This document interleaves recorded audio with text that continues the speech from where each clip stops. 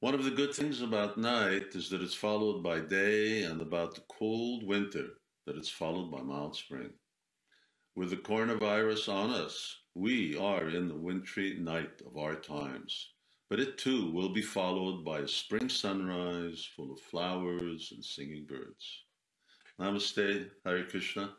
I'm back from India, but I'm in self quarantine at the Krishna Valley farm of my spiritual community in Hungary. That's why this video is a very basic production. I have no camera crew here, it's just me. So, I've been asked by viewers why the world has been taken by storm by this virus, which is claiming lives left and right. I'll answer from the Bhagavad Gita, which is the most authoritative book on the philosophy of yoga. That wisdom of the Gita says that this is the way of life, the way of the world. Why is that so? Because the world we live in is full of miseries, and everything in it is temporary. What are those miseries that are part of everyday life? Birth, death, old age, and disease. Everyone experiences these at some time. But in between time, we live as if they don't happen, or if they do, that they happen to someone else, somewhere else, but not to us. But they do happen to us all at some time, someplace.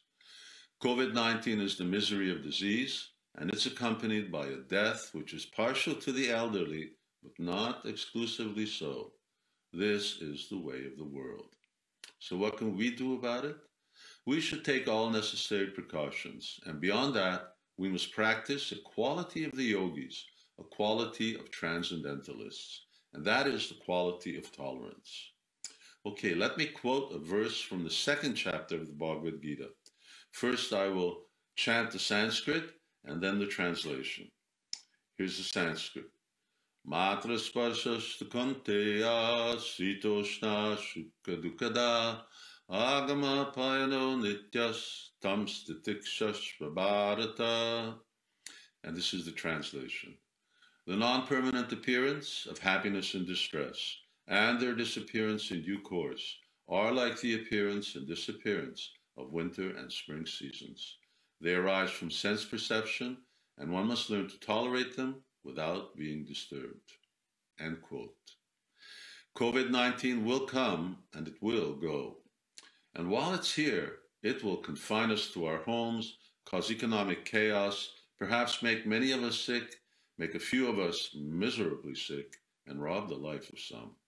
But aside from taking all necessary precautions our medical practitioners and lawmakers require, we must simply tolerate the inevitable, tolerate that which cannot be changed.